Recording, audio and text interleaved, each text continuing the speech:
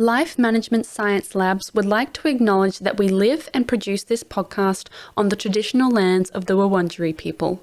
We'd also like to acknowledge the traditional owners of the lands of our listeners and our international colleagues. We'd like to thank and pay our respects to their elders, past, present, and emerging.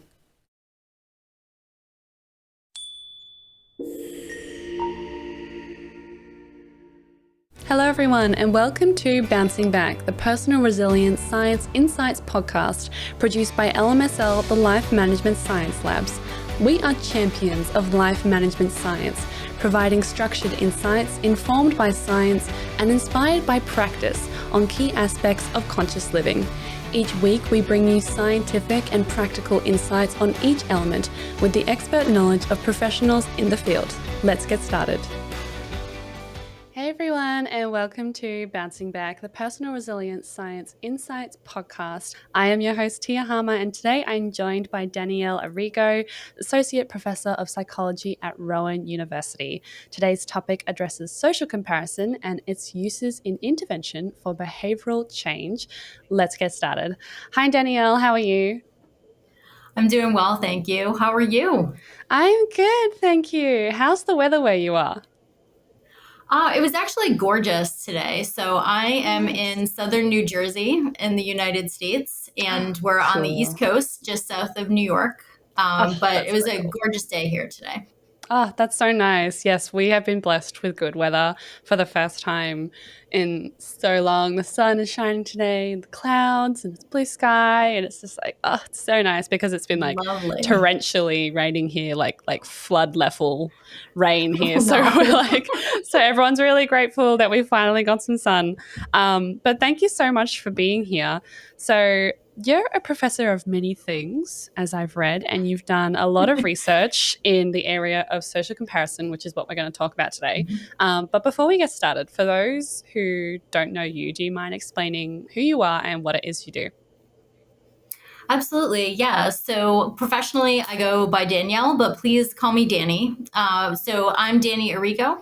Like you said, I'm an associate professor of psychology at Rowan University, and really that means that I do all things academic. So I, like many of your guests, I teach, I do research, and I am a clinical psychologist. So whenever you tell somebody you're a psychologist, they think that you're that kind of psychologist, that you're going to be, Yeah. analyzing everything they say. So I'm actually one of those. Statistically, it's unlikely that if you talk to a psychologist, they're going to be one of those. There are Seriously? so many different types. Yeah. Oh, okay. Yeah, there's more not of those than there are of us, but I'm one of those.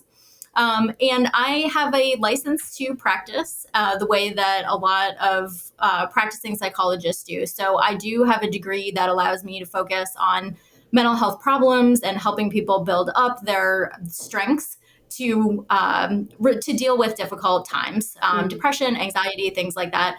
But my primary focus is actually on using the science of behavior change, which we would use to help you with depression, anxiety, and those kinds of things, to help you modify your health behavior. So whatever your health goals are, we're using the same principles to help you figure out how to make the things happen that your physician might want you to make happen. So losing weight, being more physically active, stopping smoking, those things are we're knowledgeable that we should be doing those things, but they're really difficult to do. So your physician tells you what to do, and I'm the person who helps you make that happen. Make it happen. That's so cool. Yeah, because I think, like you said, it's so easy to sort of know that, like, oh, yes, we are, supposed to do exercise every day and eat healthy and not smoke and all that kind of stuff. But the general population is really bad at actually doing any of those things. I think that's why we have, I run a productivity podcast as well besides this one, and there's a reason that we have that. It's because people still struggle to be able to do the basic things. But that's cool. That's your job. So before we get into the nitty gritty of it, we're talking about social comparison today, but we want to get to know you a little bit better. So this is the part of the podcast where we do get to know the guest or get to know Danny. And so we ask you some pretty straightforward questions just to sort of see what your interests are outside of your professional work life. So what is a recent book you've read? So I am so happy to be able to say that it was not a book for work. Usually in my leisure time, I am Yay. reading something that's Yeah. related to psychology or related to academics. But I just finished, I read it in a single day, the book, The Wow. Flight Attendant. There's an HBO Okay. show that's based Oh, on it. yeah. Yeah. And Oh I my watched the show gosh. and then I said, I have to read this book. And actually the show was better, but the book was pretty Okay. good. That's so cool. I didn't know it was based on a book. That's so awesome. I've heard it's really good. I've got friends who are just like, It's really you've good. got to watch it. Next question is a movie you would recommend. I think it always depends what mood you're in. So I'm Yeah. going to give you options. So if you're in a romantic, serious, like really want a meaningful and like a movie that you can really sink your teeth into that's about relationships, my favorite is Sense and Sensibility. It's a Jane Austen adaptation, the one with Emma Thompson and Kate Winslet. I've seen that movie 1,000 times. And if you're in the mood for kind of more of a thriller, more of a mystery, but if you're a military person, this is never a movie that I would go to, but I've seen it a bunch of times now, and I love it even more every time. The Hunt for Red October with oh my Sean gosh, Connery and Alec Baldwin. Yeah. It just like you blink and it's over. You just don't even realize how long you're sitting there watching this movie. It's so good. Yeah, I don't know about what it's like in the States, but for some reason in Australia, there's like a channel. It's called like Go or like Go Plus or something. I can't remember, but there's a channel in Australia, and I swear to goodness, it plays like every weekend. Like I have inadvertently watched it so much just because it's always on like the free to air television at like nighttime. And so everyone in Australia has this like weird affiliation with like Red October because you're like, it's been on TV so many times, but not everybody really knows what it is. Anyway. I did not know that. Right. Yeah. I don't know. It's clearly not the same in the States, but yeah, in Australia, it's like, I think it's because they own the rights to play it. It's that and like Willy Wonka, like two movies that like every Australian has seen too many times. This television. Okay, well, thing. forget I said that one. But it's great though for people, for people who are listening, who are not Australians. If you're Australians, then bypass this comment. But if you're listening, from a different country, then definitely see it. It's really amazing. So my next question is your favorite podcast. Do you have one? Yeah, I have several that I go to. Okay. Most of them are about work and related topics. You can tell I'm a big nerd. But one that is a little further afield is called Maintenance Phase. It's based in the United States, and it's all about busting health myths using actual, so these are journalists and advocates. They're not researchers, but they have mad good research skills, and they just dig into everything they can find to try to tell you the truth about that fad diet and why it's not going to work. Yeah. That's another one that I love is based on, this is not related to anything we're going to talk about, but it's a rewatch podcast of the show Supernatural. I don't know how popular that is in Australia. Yeah. But it's two guys who were on the show who have actually never watched it. And now they're watching all 15 seasons and talking about it. That's the show with Jared Padalecki. Yes. They sit down and watch it. I didn't. Oh my gosh, that's so weird. I can't believe that. That's so funny. I guess you wouldn't watch the show that you're on. Oh my gosh. Yeah, it's not Jared and Jensen, the other two main guy. Yeah. They're guests sometimes, but they're not hosting. Right. It's other people who are kind of in the background who have never seen it. Right. I thought you meant like actually like Jared Padalecki and the other guy. And I was like, that would be so cool. Wow. Yeah, they sound like such good listens. Yeah. It's nice to have sort of just like guilty pleasure podcasts that just kind of allow you to kind of zone out of work. Like I feel like we always listen to podcasts for like productivity reasons, which is why we run this podcast, because that's the main reason that people ingest podcasts, I think. But it is nice to just kind of have those ones where you sort of feel like you're listening to friends and, kind of chatting about stuff. And I'm listening to one at the moment. It's called You Must Remember This. And I just found it the other day. And it's like, do you know it? My husband loves it. Oh my gosh. Yeah. It's so cool. I just found it the other day. I was like looking for like movie podcasts, and because I'm like such a cinephile, That word doesn't sound good when you say it out loud. I'm such a film buff. There we go. But for those who are wondering, cinephile is this person who's like obsessed with film and movies. But yeah, and I was trying to find one and I started listening to it and I was like, this is so good. I thought it was so weird at first. I couldn't really get over her voice. I think her name's like Catherine or Katharina. Thank you. Yes. I Okay, hate yeah. to do that to women, and especially like my voice isn't anything special, but yes, it took me a minute. Yeah, but then like as after I started listening to her like longer, I kind of like I feel like she matches the theme almost of that like kind of weird Yeah. sort of like 50s in the way she speaks. And I was like, oh, this is actually like it works really well. So great podcast, highly recommend. Okay, next Fun fact question. before we move Oh on from yeah. that, actually, did you know that she is I'm not sure they're married, but they've been living together a long time Oh. with the director of Knives Out and The Last Jedi, Rian No Johnson. way. Oh my gosh. Oh, her life is so cool. That is amazing. Oh my Her life goodness. is very cool. All right. Wow. Okay, yeah. No, that's fine. We could talk about that all day. Okay. Next question. Who is your famous role model? If you have one. Not everybody does. So this connects so much to what we're going to talk about tonight, and I have so many people I admire for different reasons. So I think I'm going to press pause on that one so that we can talk Okay. about it as like examples as we go through. Yeah. If that's okay. Yeah. Yeah, no, of course. Ooh, intrigue. And the last question is a course you have completed, doesn't have to be recent. So the last one I completed was actually an intensive week-long seminar in a particular method of collecting and interpreting research data. Yeah, wow. So Okay. a lot of the time we do either numbers, like we ask people questions and we represent their answers with numbers, or we ask them more free form like this, we record it, and then we have some way of coding what they say to us. Oh, The course wow. was actually about putting those two together. So rather than just relying on like forced response questions or free response questions, you actually do both and then put it together and you get like more than the sum of their parts. So you Oh, get wow. a lot more information, which is a Yeah. really cool concept. Oh my gosh, that sounds really cool, actually. So fascinating.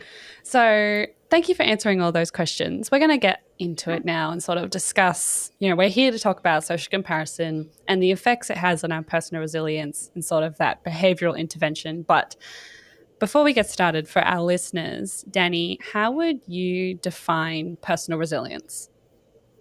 I'm so glad you asked me that question. I don't know how it is in Australia these days, but I think we've gotten to the point where people are hearing this word so much. They're hearing about resilience and how important it is that for a lot of people, they're kind of disconnected from what it means. And I think it has a lot of different meanings, honestly.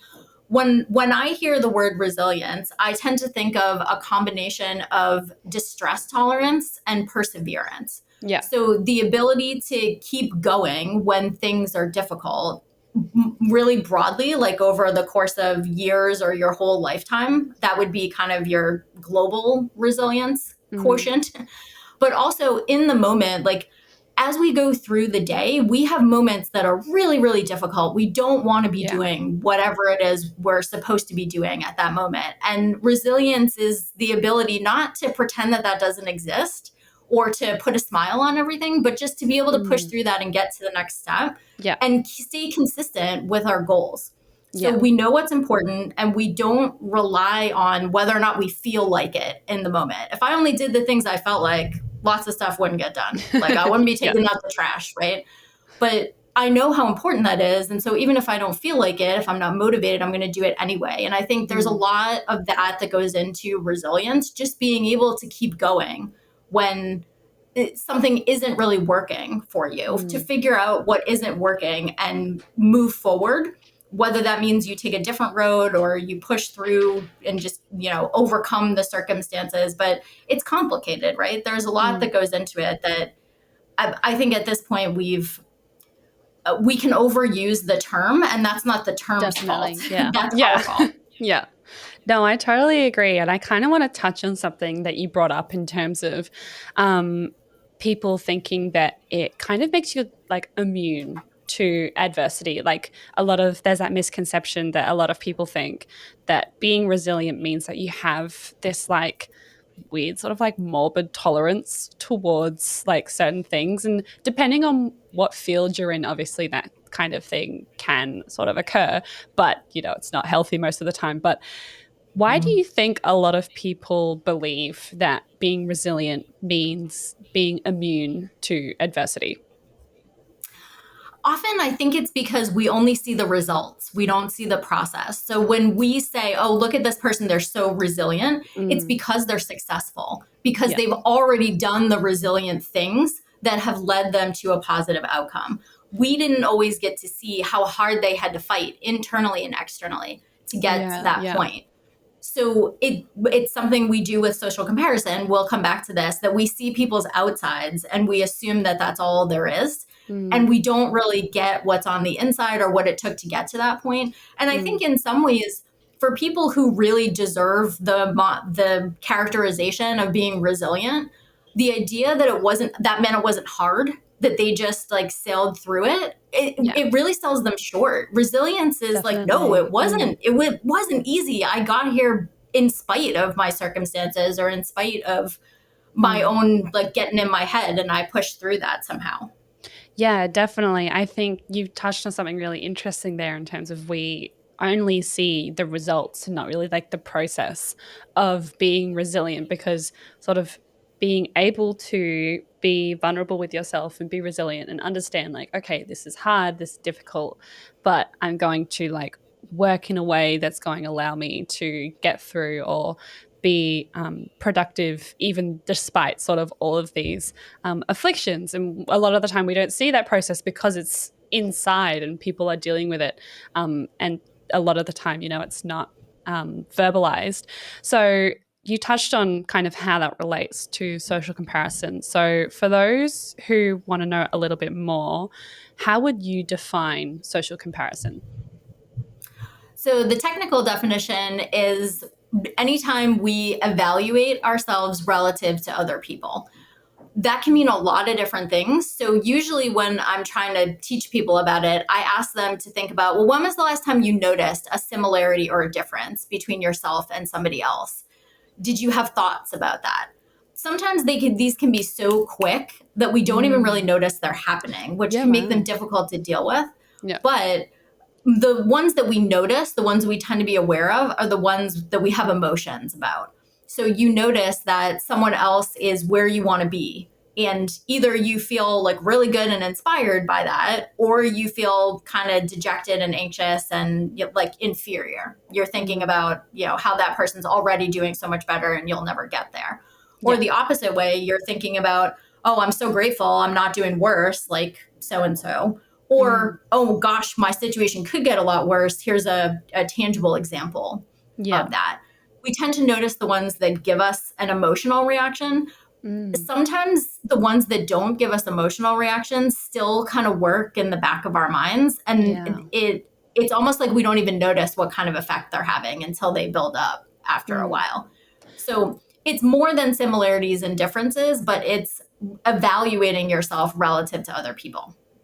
So, how do you think that definition that you just gave, how do you think that connects and affects personal resilience? Well, at its very core, social comparison is an inherent drive. You don't have to learn to do this. Like babies will kind of look around and see. There's a hilarious cartoon of like very little kids. One has an ice cream, the other one's ice cream is bigger.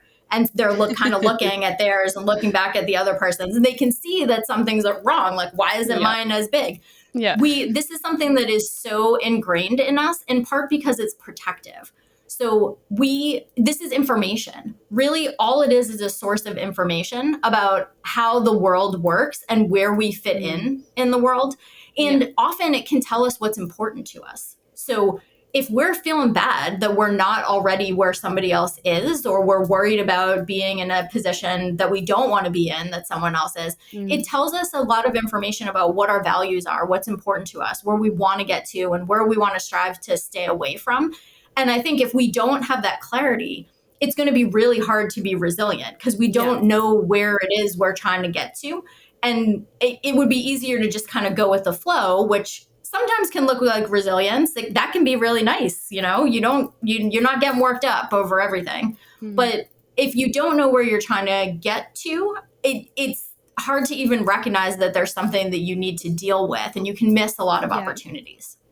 Yeah, that's so interesting because I never really thought of it as something that you kind of do or don't notice. I think like on the surface when we talk about it, because I found this topic really interesting sort of when it came up, and I was like, oh, okay, this is what we're going to talk about today. But I felt like I didn't really, like it was something that I only had sort of thought about on like a very surface level in terms of like, oh, okay, social comparison. And immediately I feel like when people hear that, especially probably like the younger generation, as soon as they hear that, it kind of goes like, oh, like body image, or like, me in comparison to, a supermodel or a famous TikToker or like something like that, like how can I get more views or be more popular or get more likes or that kind of thing.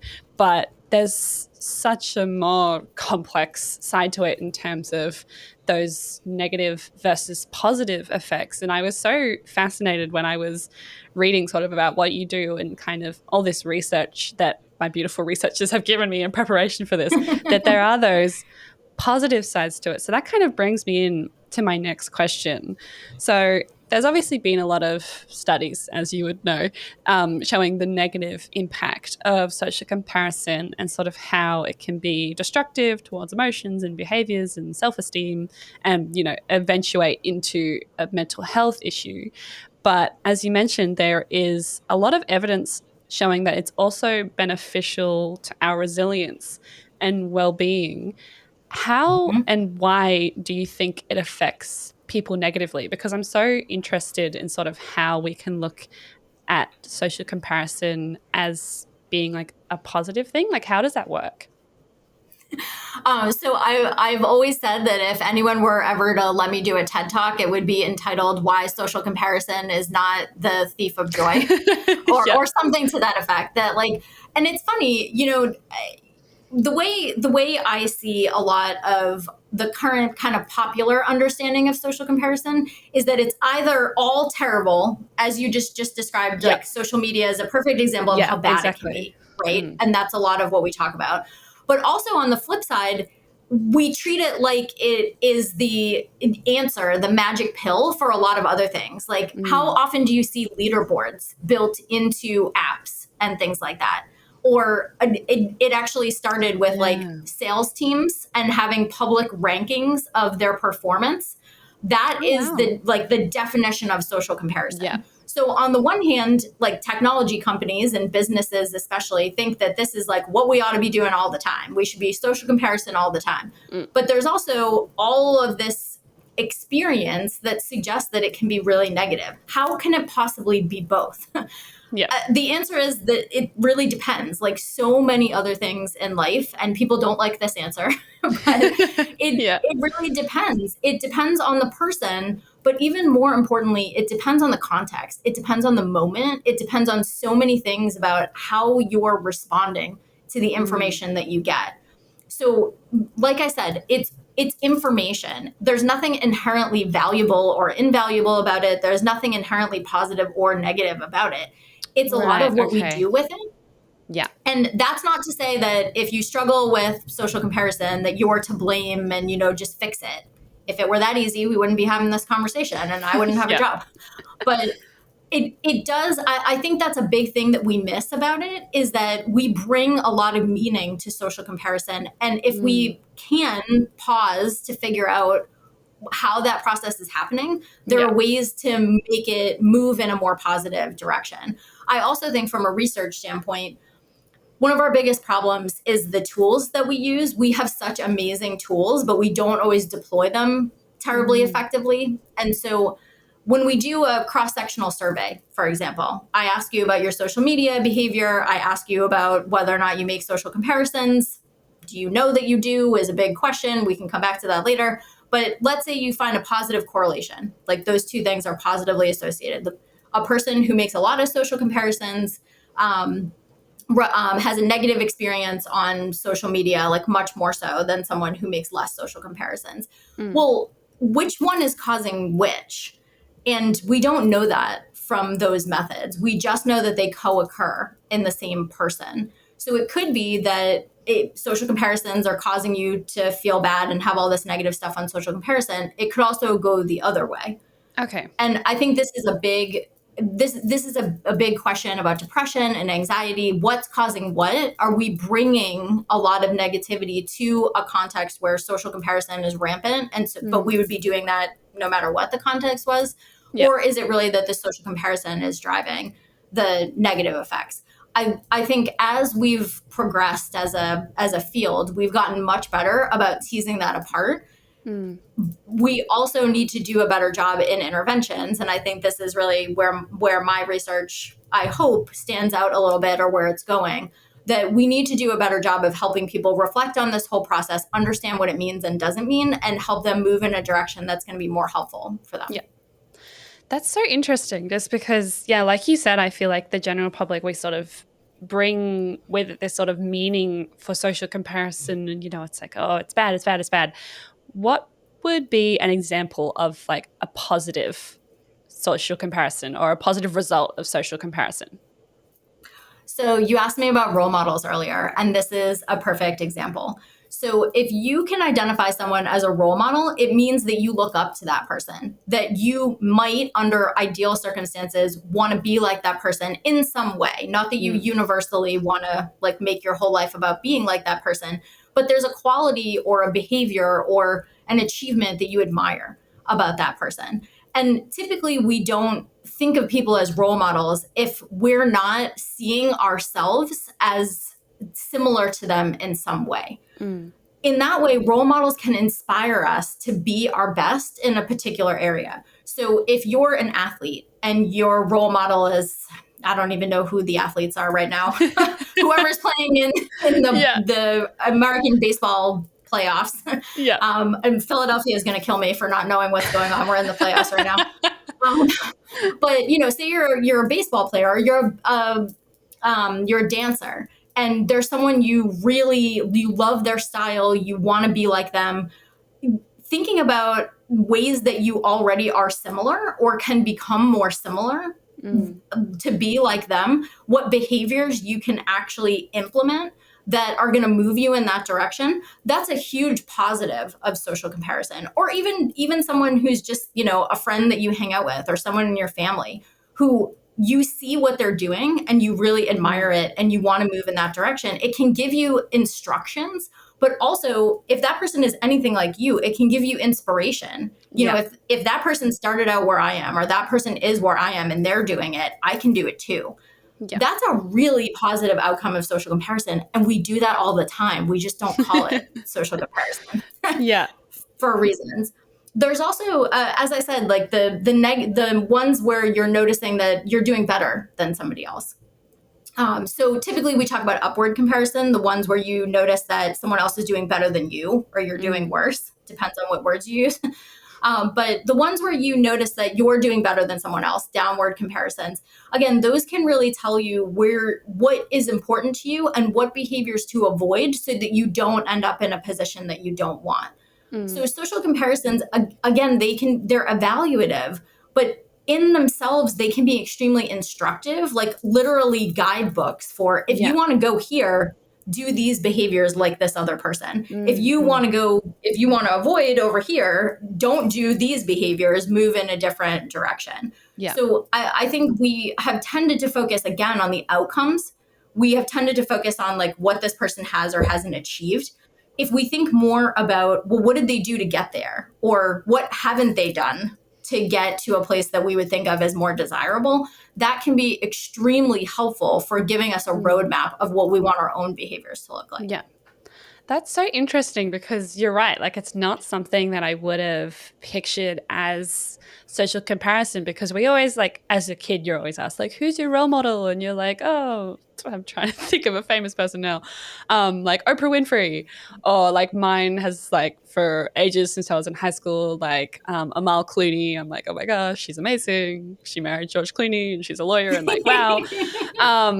And I've always had like all these role models, and growing up, my mum was always like, oh, like, look at this person and look at this person. And she did that to inspire me, but I never really looked at it as sort of social comparison. And what you said was like exactly bang on. Like, so many times I have looked up like the career progression or like the course progression of these women in like my lives, that I've looked up to and been like, okay, sort of like what university did like Amal Clooney go to, or like what law firm did she work at, or what position did Oprah Winfrey start in, or what did Jane Fonda do, all that kind of stuff. But I never looked at it as social comparison. So it's interesting, like we were mentioning before, sort of that definition I think is so sort of squeezed and cramped down, and all this negativity by sort of social media and everything that's come up in the past like 10, 20 years.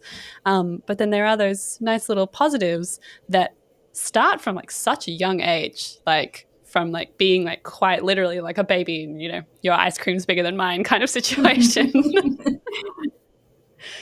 And it's wonderful to even be able to talk about this, because I think you're right. We're so used to thinking in a particular way. It's either good or it's bad. It's mostly bad. It's so nuanced, and that's partly what makes it so interesting. It's partly what makes it so complicated, though. And what the next steps are really depend on so many different factors.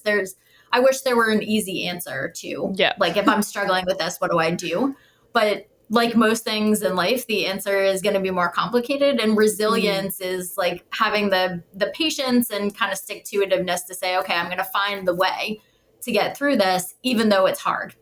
Yeah, definitely. I kind of want to just like backtrack in terms of something that you were talking about before, in terms of looking at someone who, you're either doing better than them, or depending on like how you term it, they're doing worse than you or you're doing better than them, depending on how you look at it. And I'm really curious about sort of this term of like putting things in perspective, because I feel like a lot of like the younger generation are so obsessed with this kind of like put it in perspective, like compare, like see, how you're doing. And I had a friend who she like broke her rib during like an incident a while ago, and all everyone kept saying was like, it could have been worse. It could have been worse. Like, just be glad that, you didn't break all your ribs or like burst your lung or you didn't have a heart attack or all this kind of stuff. And she came to me so upset, and she was just like, I'm trying to like talk to these people, and she wasn't trying to evoke sympathy, but when you're injured you expect a little bit of sympathy and empathy. Like, she busted a rib, and all anybody kept saying to her was like, oh, like, it's not that bad, like, think about people who have worse injuries than you, or it could have been this or it could have been that. And in that moment, like, making that comparison and sort of making sure that they gave her perspective really hurt her. And she was just like, and she was like, I don't want perspective, like, I'm in pain. I'm not asking you to be like, well, at least you didn't get decapitated. Like, it's not really what it's not what she was looking for. No, but like, that's exactly what she said. She was just like, I don't understand. Like, do you think there is that sort of like toxic level of sort of perspective Positivity that comes, like that perspective that comes with social comparison? I do. And I think it goes in so many directions. So what you just described is this really fascinating imaginary comparison target. So what the target is the person you're making that comparison with. In everything that you just described, people were using probably real information. These things can happen, getting decapitated could happen, but they probably couldn't identify a person they knew who that happened to, right? Yes. They weren't saying your situation could be Leslie's situation. They were saying like, imagine this like murder crime show level situation that could be a lot worse. And it can help you put things in perspective for sure. But usually when you're the one who's offering that, when you're the one who's coping with your own situation by recognizing how much worse it could be, when that comes from you, that's a totally different way of getting perspective. Essentially, when other people say it, they're saying like, your situation's not that bad. And so you shouldn't be upset. That's not what they mean, but they're uncomfortable with your discomfort, so they just want it to go away, right? Like they're trying to make themselves feel better by making you feel better and like they care about you, so they want you to feel better. But that is a twisted way of doing it. And as soon as you break it down and really think about what you're saying, it all falls apart. Like, why would that be helpful? But when people do it for themselves, when they say to themselves like, oh, geez, thank goodness it wasn't worse. Like when that seems to be more of a spontaneous, self-generated thought process, it can be really helpful. And as long as it's not being used to avoid what's really going on, it can be useful. So one of the problems is when, like most things, when you only have one way of thinking about it, when there's only, it could have been so much worse, therefore you don't have a right to be upset, or look at all the ways that I'm not doing better already. All of these people are doing better and therefore I'm inferior. When those are your only modes of operating, that inflexibility is usually a sign that something's not going well. One of the hallmarks of resilience is adaptability, flexibility, being able to take different perspectives.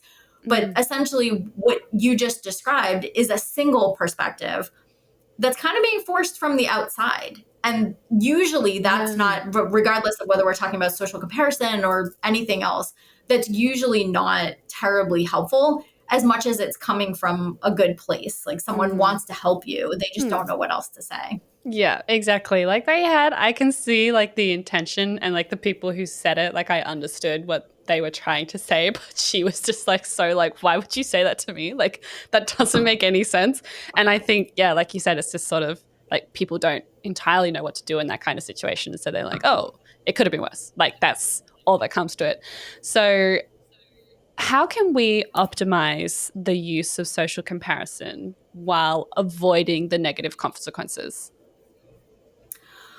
So I might start with recognizing that so much of this is just natural. That when people talk about the white bear problem, like tell yourself, don't think about a white bear, don't think about a white bear. Or if I were to say that to you, don't think about it. Yeah, that's all you're going to think about. It's already that's happened. Not how that. Yeah, exactly. So one kind of initial step is just recognizing that we all do this. Some people rely on it more than others. Some people, it happens to them more than others. Some people, they have more negative responses than others. But this is natural, and there's nothing wrong with doing it. It's so much about how you're using the information. So step one is like, don't judge yourself for doing it.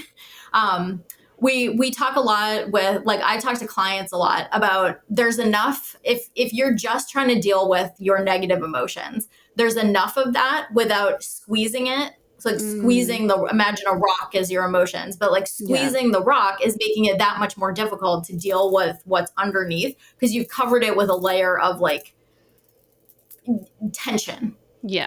So if you can kind of let go of the self-judgment first and just recognize what's really happening, that is going to make it that much easier to deal with. Optimization really comes from, I think, first understanding like, where are you trying to go? The social comparison can help you get to a lot of places, but if you don't know where you're trying to go, it's very easy to only focus on the negative information that you get from it. Yeah. We just talked about role models. I think that's a great way to optimize social comparison, that recognizing that someone who's doing better in your mind, and this is all about your own perception, but someone who you think is doing better than you in an area that you care about, ask yourself, well, what are they doing that is helping them get there? Is that something I could do too? Or could I make some modifications to get closer to that? Yeah. Likewise, someone who's doing worse, other things that they're doing that I think if I avoid doing those things, or if I do something different, I'll have a different outcome. And using that to kind of get perspective a little bit on like, okay, where am I at? Where am I trying to get to? And what's going to be best for me? Just because somebody else is doing really well in a particular domain, maybe that's not what they want, right? So Yeah. this is the whole part about like, you're making comparisons, you're comparing your insides with somebody else's outsides. I think that is, of all the things we say about social comparison, that is the one that's the most true and the most valuable. That even if this person seems like they have it all and they can't do anything wrong, and that may not be how it really is, number one, but it may not be how they feel. It may not be the way they think. They may feel very insecure and second guess everything that they do. And the way that they got to where they are is that they put in a lot of hard work, and they had to fail in their minds a lot to get to where they are. That recognition that this is a process, that one comparison isn't going to make or break anything. It's more like the pattern and the way that you interact with the information, and trying to remember that it is just information. You're the only one who brings meaning to that. Yeah, exactly. And that's a nice way of sort of like, ending on that note in terms of like, it is just information, and you're the only person who really knows sort of what's going on inside your head to that certain extent. And there are those pros and cons to it, that being able to have role models and for kids to be able to look up to people and, to be able to imitate what certain people do to be able to, get the jobs that you want or all that kind of stuff. There are those positives. But I kind of want to segue into something else now that's sort of a little bit more behavior related, like we've mentioned before. Can social comparison be used to change unhealthy behavior? So we're sort of thinking about things like smoking, drinking alcohol, using drugs, etc. And how does that work? And I think like the most obvious example I feel like would probably be maybe like smoking, and how we've sort of seen that kind of like degrade over the past few like decades. But how do you think, like from your perspective, social comparison can be used to change unhealthy behavior? You're absolutely right that we have a ton of experimental evidence, not just cross-sectional correlational evidence or self-report evidence. We have really strong evidence that prompting or introducing opportunities to make social comparisons can actually change people's not just perspectives, but their behavior. And both are important. But if we're talking about healthy behavior, we care about the actual like demonstrated behavioral outcome. The place where I think we see this all the time, even when we don't recognize it, is physical activity. I was talking about like leaderboards and apps and competitions and challenges with other people. All of that is predicated on the idea that you don't want to be at the bottom. Even if you're not a competitive person, even if you're not you're not going to go sign up for a bunch of competitions because you inherently like the thrill of the process. There's something that a lot of us respond to where we just don't want to be at the bottom. So we're going to do whatever we have to do to inch up. And then some of us really like being at the top. And so we will modify our behavior based on that. Yeah. Smoking is a really interesting one where I think we've done, I mean, the overall like trend that, as you're saying, has been so positive, but social comparison is tricky. And sometimes it's more about like the social norm that we create and the related processes. So social norms are really much bigger than just like, how am I doing relative to you? It's much more like, how am I doing relative to other people I know much more broadly? And like, what example are they setting? Because that tells me something about how I should behave, either because I think so or because I want to please them. They're related, right? Like you have to evaluate yourself in relation to those people first, but it's a little bit bigger. One other way in smoking that I think we can actually get it wrong is we do that thing where we show people like, if you keep smoking, your skin is going to rip off, and, here are your blackened lungs. And oh my gosh, yeah, the cigarette packets is exactly what I was thinking of. Is that what the cigarette packets look like in the States? Is that? Not the cigarette packets. There's just a warning and like a skull and crossbones the thing. packets in Australia, the packets have these like horrible graphic pictures all over them of like people's toes and like people's lungs, and so when you buy them, they hand you this like packet that has like this horrible like malformed thing on the front, and oh, it's so bad. So I'm sure that works for some people. The problem is that there are a lot of people for whom, and this is getting into like other psychological and social processes, which I love, but the one of the problems, and we see this specifically with smoking, is that people can distance themselves from that. It seems so extreme that whatever happened to that person, that's not relevant to me anymore. Whereas if we're talking about like my best friend who we started out smoking at the same time, that's going to seem a little bit different. But this is a person I don't know. I don't know their history. You're telling me that it's all about smoking, but I can make tons of excuses and like reasons why that's not going to happen to me. It's too distant. Also, if I've already bought the cigarettes, I am going to do everything I can to justify that behavior. I don't want to feel the tension of knowing that I did a thing that I also know is bad, right? That's called cognitive dissonance. Okay. I'm sure you've heard that term before.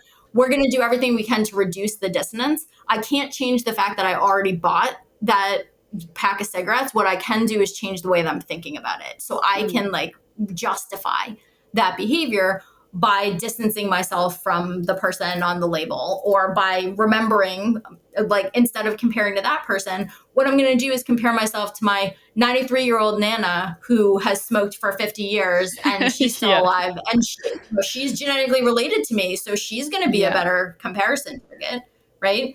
It's delicate.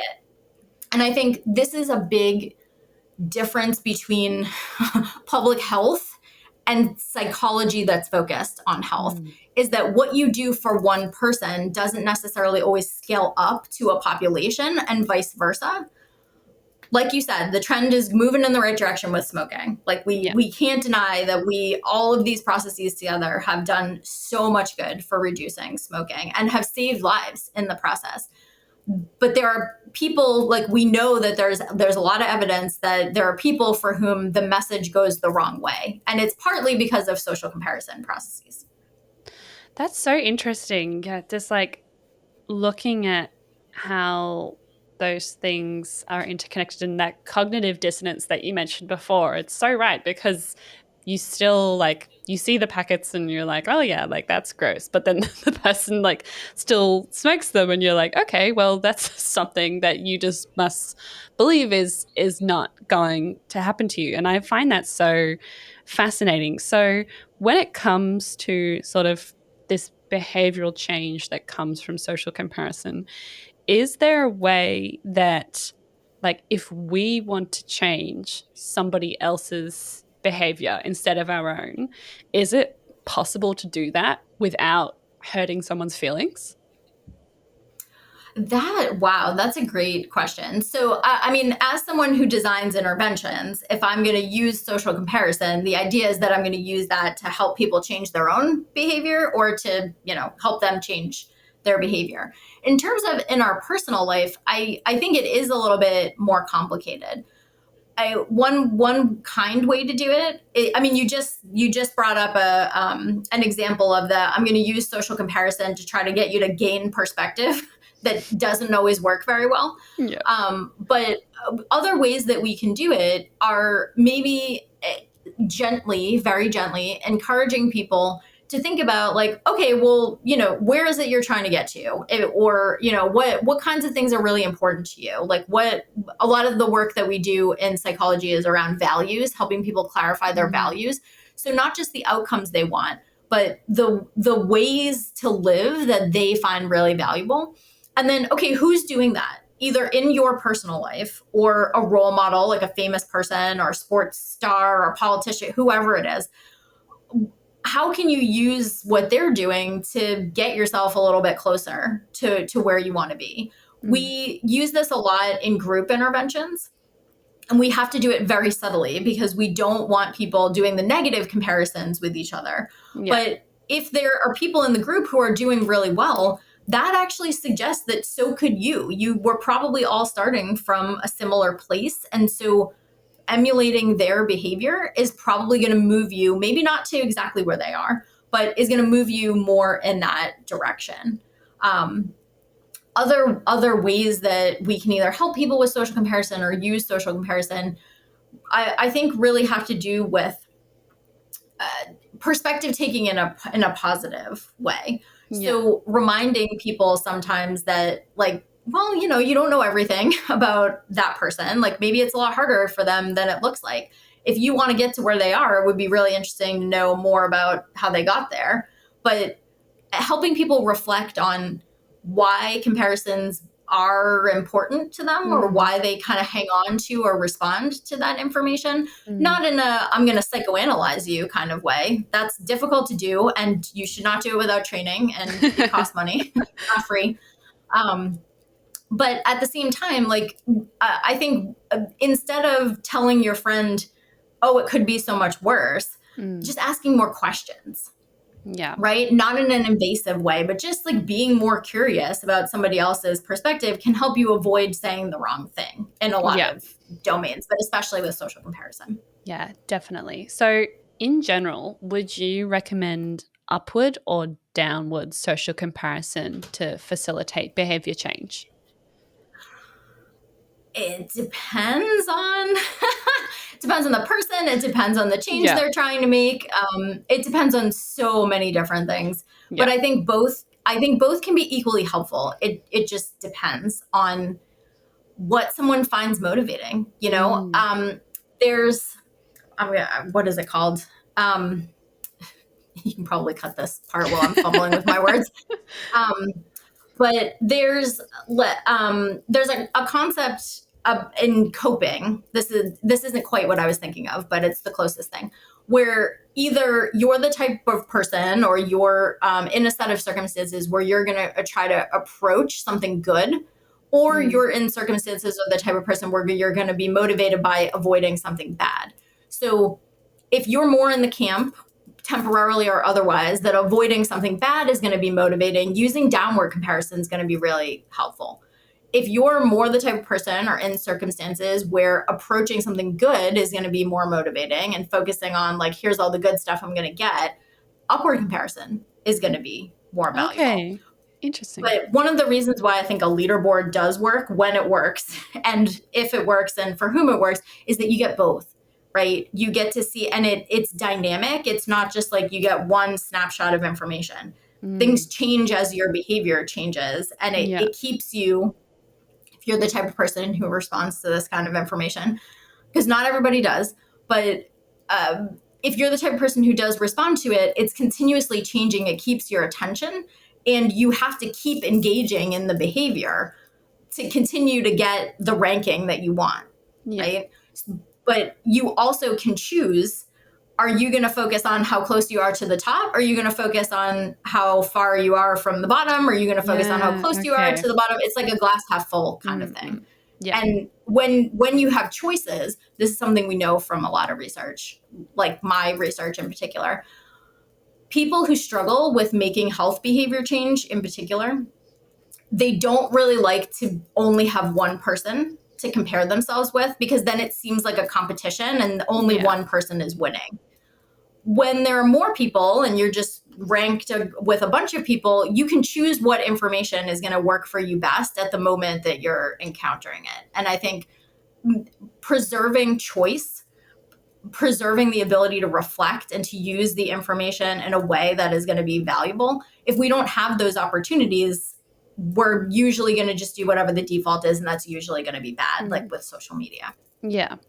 Yeah, that's so interesting. And like you said, it entirely depends on the person. And I think, especially when it comes to physical activity, I'm not a competitive person. I think maybe that's why I just relate to that more, is because I don't like having just one other person to be sort of like competing against. I do not enjoy the idea of like having that competition when it comes to like sort of physical activity. Maybe when it comes to academics, I feel like I'm a little bit different.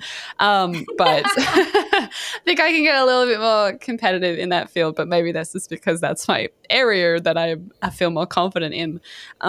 But yeah, it's interesting.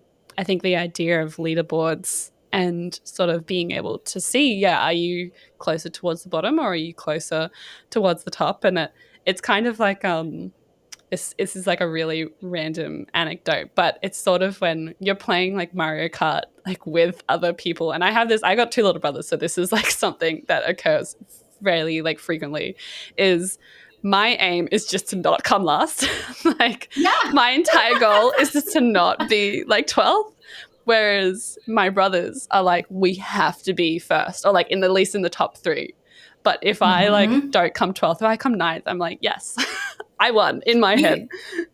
You hear that so often on the Great British Baking Show or the Canadian version, or is like in the technical, I just don't want to be last. I don't care about anything else. For some people, but then other people are really like, no, I want to win, right? Yeah. And either one of those things can be super motivating. It depends on you. And you also highlighted another really important aspect of all of this. The domain really matters. So you may use social comparison very differently in an academic or professional domain than you do in your personal life or in your health behaviors or things that are important to you in a different way or are less important to you. Or how close is it tied to your like core identity? You can use social comparison in very different ways. That's also why it's not a great idea to just like have the stock response to somebody, oh, it could be worse or what. You don't know how important this is to them or how they're going to interpret that. You got to say something. And, you're trying to be comforting. But as soon as you start breaking down what that means, it all falls apart, like we were saying. Yeah, exactly. So that takes us nicely into our practice and habit experiment debrief. So this is the part of the podcast where we ask the professionals what they do to deal with the topic at hand. So I'm going to ask Danny, what is a practice that you do to deal with social comparison? I love to think that I practice what I preach. And so because I study this, it works differently for me than I think than it does for a lot of people. But that doesn't mean I do it any better necessarily. Right. I'm just more likely to notice it in different ways than other people. So one place you just gave a perfect example is like academic and professional performance stuff. There are always those superstars who just like get every grant, they're publishing every paper, they're like all over the news with their amazing findings. And, sometimes I feel a little bad about that because I was thrilled to get the invitation to this podcast. That means I'm coming up in the world. But, I'm not all over the top of that leaderboard. And sometimes I do catch myself feeling bad about that. One thing I try to remind myself immediately is like, is that what you want? Like you've been conditioned to think that is what success looks like. And absolutely, if that's what someone wants and they're willing to put in the time and energy, that's great for them. And like, they've worked so hard for that. None of that stuff comes easy. And I always remind myself like that didn't just happen. Yeah. But the other part of it is like, do I want to do all those things? Like I want the outcome maybe, but do I want to do all the things that are going to get me there? Probably not, or I would be doing them. Yeah. So just trying to remind myself that like, it sounds nice on the surface, like on the outside, the outcome sounds nice, but what is their life really like? And like, if you have reporters calling you up and you got to prep your TED Talk and that sounds really glamorous, but like, I like my free time. Yeah. And I really like, chilling at home with my husband and my cats and like seeing my friends. And I would have to do less of that to have this like professionally glamorous lifestyle. And I just don't know how important that is to me. Yeah. So it's that kind of conversation. I'm not suggesting that anybody else should necessarily have that exact conversation with themselves, but I think sometimes we have this knee-jerk reaction that it's bad that I don't have what somebody else has. Yeah. Is it? Is that really what you think? That's a different situation than like, oh no, actually, I don't want that. Yeah. Yeah, no, and I can definitely sort of like attest to that. You look at sort of people, and I'm currently in law school, so like competition is like intense at the moment. We're coming Oof. to the end of it. Yeah, we're coming to the pointy end of it. And so obviously like people are applying for things, and did you get a grad position and like all this kind of stuff, and it's like really intense. But and you get all this pressure like, oh yeah, like that's what I should be doing, like they're really successful, like they won the international moot court competition, or they did this, or they got published, this article got published, or I had a friend who was in a textbook the other day and I was like, wow, okay. But then when I think about all the stuff that they have to do to get to that point, and I'm just like, well, I really don't want to actually do that.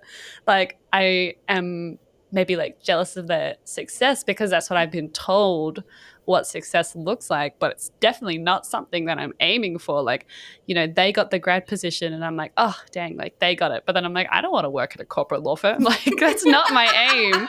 Why am I mad about this? I'm like, I don't actually care.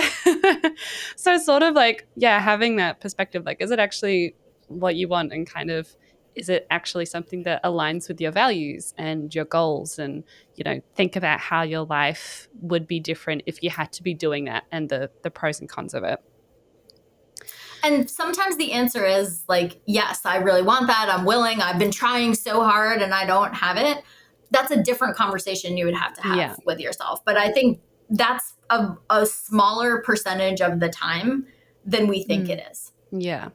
So what would you say are like 3 good things about like this practice or this perspective? I think you get to know yourself really well when you, first of all, notice that, again, part of it, like changing behavior, and this is just a cognitive behavior like this is something that happens in your mind that can have real consequences, but it's a behavior like anything else. And you recognizing that it's happening can be the most difficult part of the process because there's nothing you can do about it yet. That's okay. And like I said, recognizing you don't need to change it. But one good thing about reflecting on this process, to whatever extent you find helpful, is that you get to know yourself really well. What is and isn't important to you, what you're willing to push through and what you're not, and where you really want to spend your time and energy. That's precious. It's not infinite.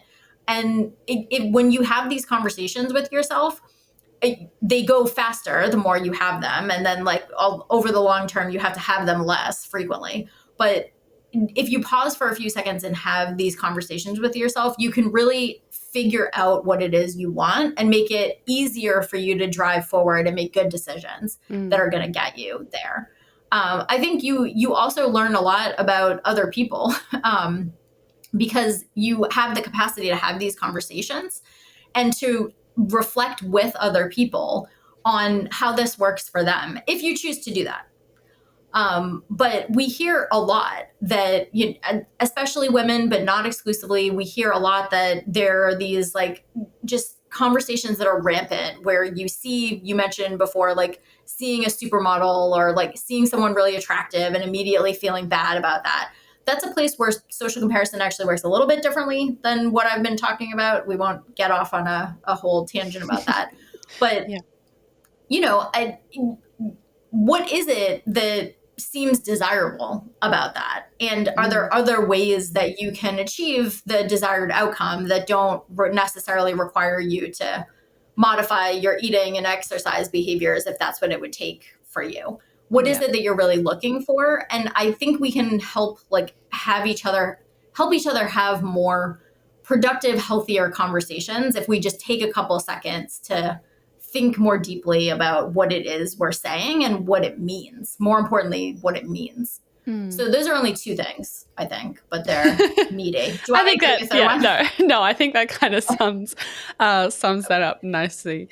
So just kind of lastly, how do you think this impacts our personal resilience or perception of in life?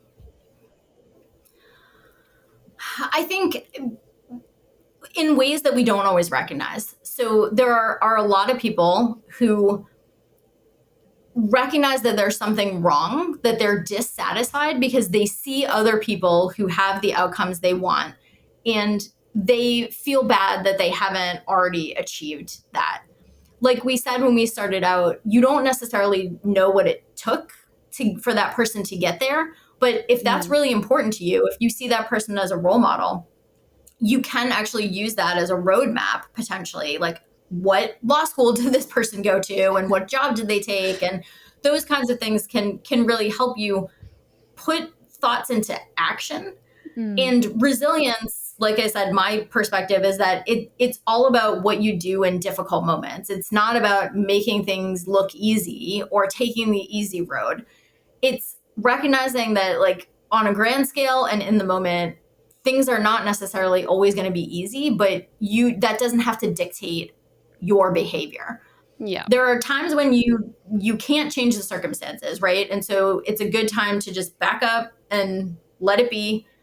There are other times when, like, pushing through is really the thing that is going to be hugely valuable. But resilience is about knowing the difference. It's not just about, like, constantly moving forward and refusing to see what your other options are. Social comparison, I think, helps you figure out what you want, helps you figure out how you're doing at any given time, but also can drag you down a negative path if you use that as your only form of information. Yeah. So if you're relying too heavily on social comparison for information about yourself, it's going to go poorly no matter what direction or how you're interpreting that. Yeah. So a part of resilience has to be that however and whenever you make comparisons, you're able to deal with them in a way that's not going to hold you back from what you really want. Yeah. And that ties nicely into our next section. So I've got an audience question here. So the question is, how does social comparison inform our goals?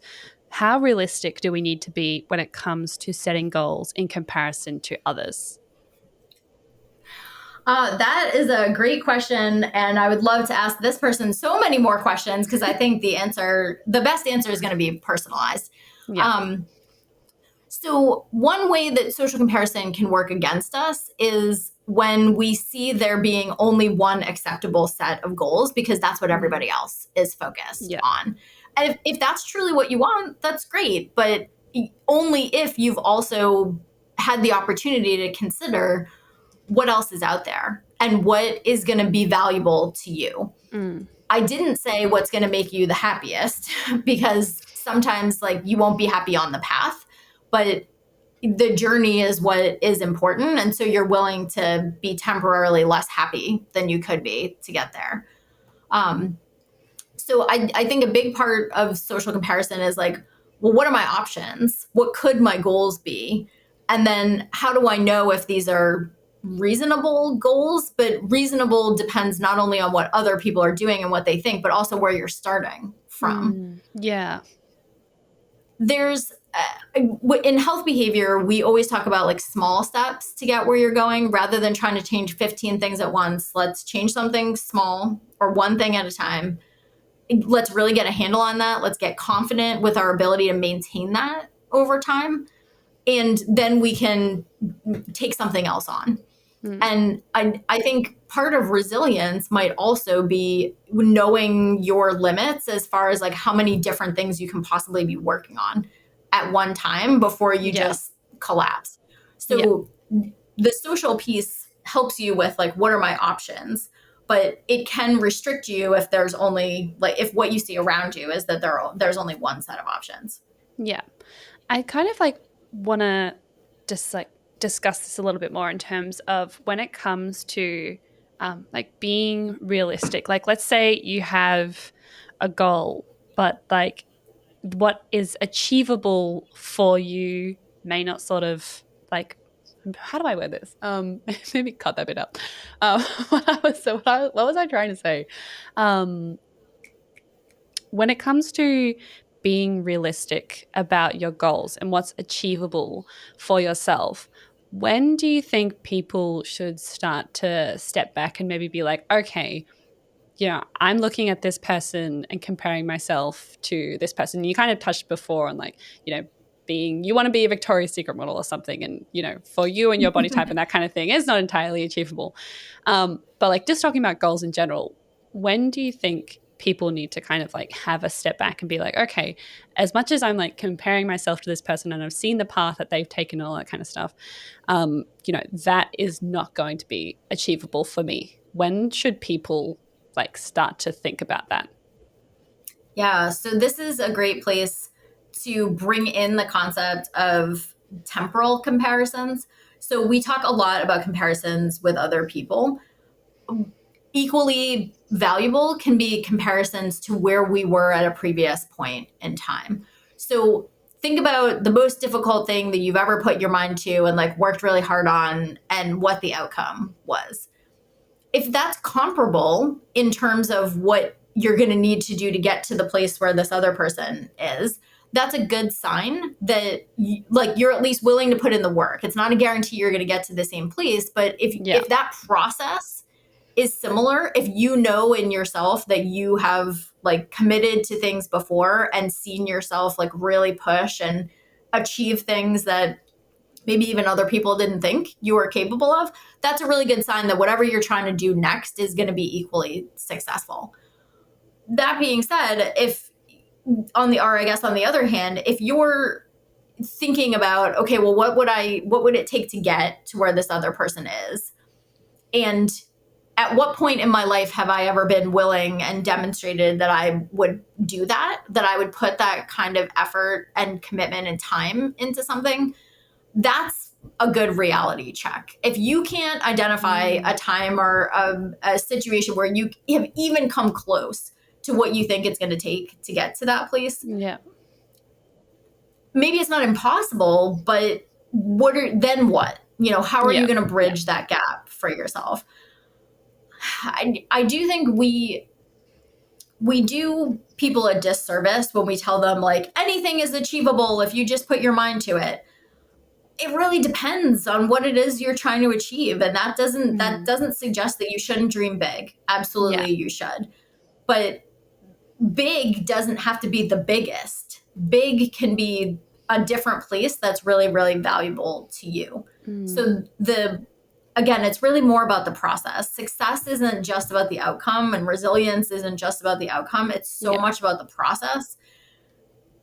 Is that the place where you see similarities between yourself and this other person? If you don't see any similarities in your work ethic, it's unlikely that you're going to achieve the same outcome. Yeah. And I think that's a good note for us to end there. Thank you so much for being here today, Dani. We've learned so much, and this has been such a good time. For those who want to find out a bit more about you and what you do, where can they go? So they can email me at my last name at rowan.edu. They would probably want to give me something specific that they're looking for. If they were going to reach out that directly, I would absolutely welcome that.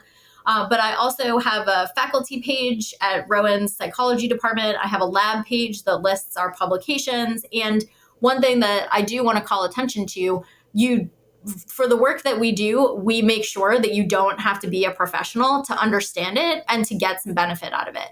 So for every paper that we've published in the last couple of years, we have also produced a plain language summary of what we did and what we found. And we produced an infographic that tells you much more visually what we did and what we found and why it's important, how we might be able to use this information. So that's a much longer web address, but I can absolutely make that available to the podcast and hope people would want to come visit because we're excited about the work that we're doing. And it's been so great to talk to you about it. Oh, awesome. Yeah, definitely. We'll include the link for that in the description if you guys are interested. And we'll also put the link for Dani's website and all her details down there. Again, thank you so much, Danielle Arigo, for being here. It's been such a pleasure. Thank you. Yes, it has. You're great at this. Thank you so much.